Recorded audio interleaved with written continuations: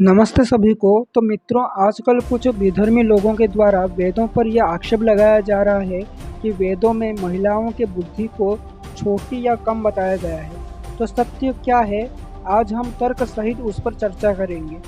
सबसे पहले तो ये लोग ऋग्वेद का मंडल 8 सूक्त 33 मंत्र संख्या 17 वाला जो मंत्र है उसको लेकर ये आक्षेप लगा रहे हैं। इस मंत्र में जो ये रघुम शब्द आया है उसका अर्थ छोटा होता है और यहाँ पर स्त्रियों के बुद्धि को छोटी बताया गया है। और मैं ये बता दूं कि इस मंत्र का अनेकों भाष्यकारों ने भी गलत अर्थ किया है। वो कैसे, वो मैं आगे बताऊंगा।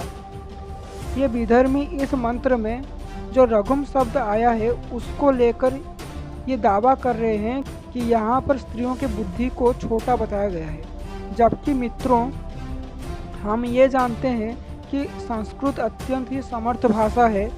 संस्कृत में एक शब्द का अनेकों अनेकों अर्थ होता है।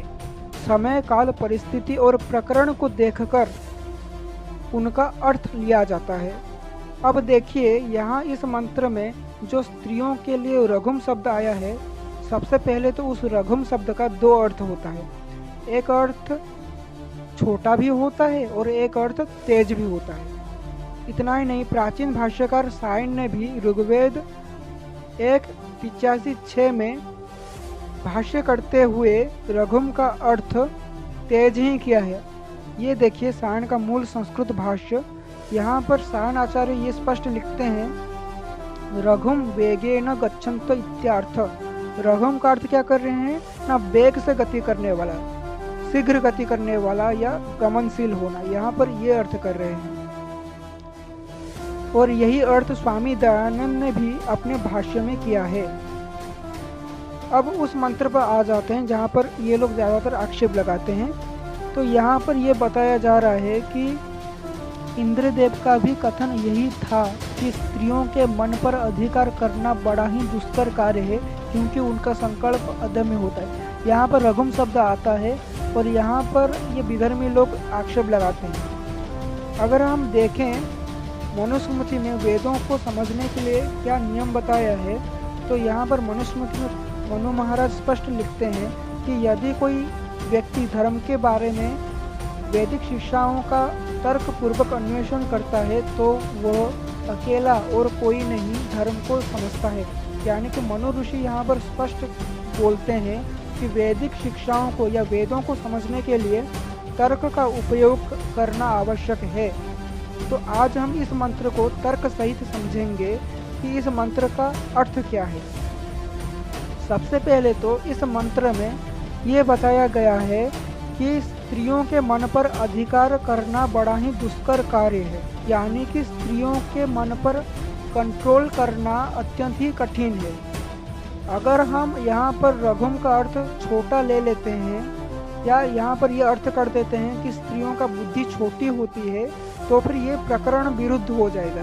क्योंकि आप खुद सोचिए, जिसका बुद्धि छोटी होती है या जो मंद बुद्धि वाला होता है, आप उसके मन पर आसानी से उसको कंट्रोल कर सकते हैं, उसके मन पर आप आसानी से शासन कर सकते हैं। जैसे कि एक मूर्ख व्यक्ति को आसानी से बेवकूफ़ बनाया जा सकता है, उसको कंट्रोल किया जा सकता है, उस पर शासन किया जा सकता है। लेकिन यहाँ पर इस मंत्र में स्त्रियों के लिए स्पष्ट आया है कि स्त्रियों के मन पर अधिकार नहीं किया जा सकता, स्त्रियों के मन पर अधिकार करना अत्यंत ही कठिन है। तो इस प्रकरण के अनुसार यहाँ पर रघुम का अर्थ तेज ही होगा, क्योंकि स्त्रियों का बुद्धि तेज है, इसीलिए उनके मन पर अधिकार करना अत्यंत ही कठिन है। तो यहाँ से ये स्पष्ट हो जाता है तर्क सहित कि यहाँ पर रघुम का अर्थ तेज ही होगा। पंडित हरिशरण सिद्धांत अलंकार ने भी यही अर्थ किया है अपने भाष्य में। ये देखिए, पर पंडित हरिशरण सिद्धांत अलंकार ये भाष्य करते हैं कि इन प्रभु ने ही निश्चय से वह बात कही है कि स्त्री का मन शासन करने योग्य नहीं। पति को यह नहीं चाहिए कि स्त्री के मन पर शासन ही करता रहे, स्त्री के मन को मारना नहीं चाहिए। ऐसा करने से संतान कभी स्वरूप नहीं होती। और निश्चय से प्रभु ने इनके प्रज्ञान को गति वाला क्रियात्मक कहा है। यानी कि यहाँ पर ये स्पष्ट लिखते हैं कि जो ईश्वर है यहाँ पर स्त्रियों के प्रज्ञान यानी कि बुद्धि को क्रियात्मक या गति वाला यानी कि तेज कहा है। स्त्रियों का प्रज्ञा क्रियात्मक होती है यानी कि स्त्रियों का जो बुद्धि है वो तेज होता है। तो यहाँ से स्पष्ट हो जाता है, तर्क सहित भी ये स्पष्ट हो जाता है कि वहाँ पर स्त्रियों का बुद्धि को तेज ही कहा जा रहा है। रघुम का अर्थ वहाँ पर तेज ही होगा, क्योंकि अगर वहाँ पर रघुम का अर्थ छोटा कर दिया जाता है तो ये प्रकरण विरुद्ध हो जाएगा और तर्क के भी विरुद्ध हो जाएगा। अब देख लेते हैं इनके जो प्रॉफिट मोहम्मद है वो स्त्रियों के बुद्धि के बारे में क्या बोलते हैं। सही मुस्लिम 79A, यहाँ पर इनके जो प्रॉफिट मोहम्मद है ये बताते हैं कि स्त्रियाँ जो है वो मंद बुद्धि वाले होते हैं, धर्म में असफल हो जाते हैं और दूसरे ज्ञानी व्यक्तियों से उनका बुद्धि लूटते हैं। ऐसा ऐसा लिखा है इनके हदीसों में, और ये लोग उल्टा हमारे वेदों पर आक्षेप लगा रहे हैं, जबकि हमारे वेद ये स्पष्ट घोषणा करते हैं। अथर्ववेद कांड 14 सूक्त 2 मंत्र संख्या 75, यहाँ पर स्पष्ट बताया जा रहा है कि स्त्रियों का जो ज्ञान होता है वह श्रेष्ठ होता है। इतना ही नहीं, इस मंत्र में स्त्रियों के लिए सुबोधा शब्द का इस्तेमाल किया गया है, जिसका अर्थ होता है उत्तम ज्ञान रखने वाली।